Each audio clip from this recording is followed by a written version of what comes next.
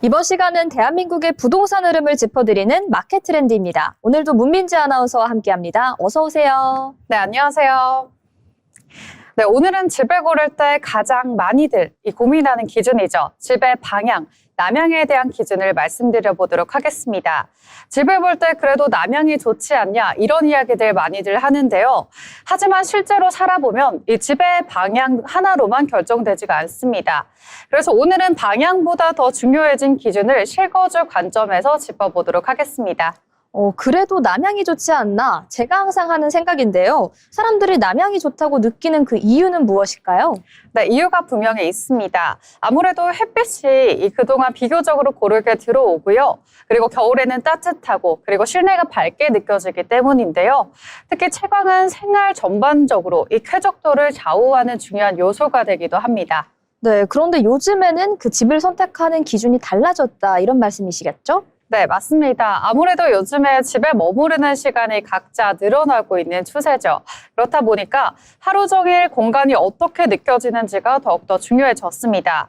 그래서 최근에는 방향보다 채광의 질, 그리고 통풍의 구조라든지 창의 위치 같은 요소들을 함께 보는 흐름이 강해졌습니다. 그렇다면 채광보다는 방향이 더 중요하다 이렇게 볼 수 있겠네요. 네, 그렇습니다. 아무래도 이 같은 남향이라고 하더라도 앞동과의 거리나 그리고 창의 크기라든지 실제 밝기는 너무나도 크게 달라집니다. 반대로 남향이 아니다라고 하더라도 창이 넓고 막힘이 없는 집은 하루 종일 충분히 밝게 느껴질 수가 있겠죠. 네, 단순히 남향이 중요한 게 아니고 채광 같은 다른 요소가 중요하다 이렇게 정리할 수 있을 것 같은데요. 당연히 통풍도 무시할 수 없는 요소일 것 같습니다. 네, 그렇습니다. 실제로 살아보면요. 이 통풍은 생각보다 큰 차이를 만듭니다. 맞통풍이 가능한 구조인지 아니면 창이 한쪽에만 몰려있지 않은지에 따라서 계절과 상관없이 집의 쾌적도가 바뀌게 되겠죠. 그렇다면 방향마다 그 계절의 방향이 체감이 다를 것 같은데요. 네, 맞습니다.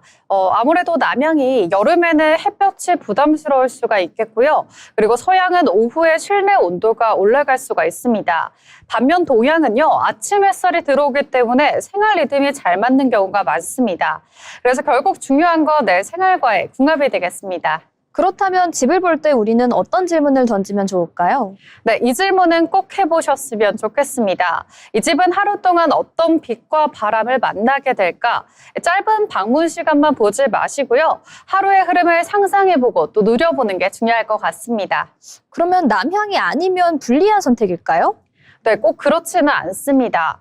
아무래도 채광과 통풍이 잘 설계된 집이라면요. 방향과 상관없이 충분히 쾌적한 생활이 가능합니다. 요즘은 남향이라는 조건보다도 살기 편안한 환경이 더욱더 중요시되고 있습니다. 네, 오늘은 이렇게 남향이 전부는 아니다 관련된 주제로 집을 고를 때 중요한 기준들을 여러 가지 알아봤는데요. 오늘 나눴던 이야기를 한 문장으로 정리한다면 어떻게 될까요?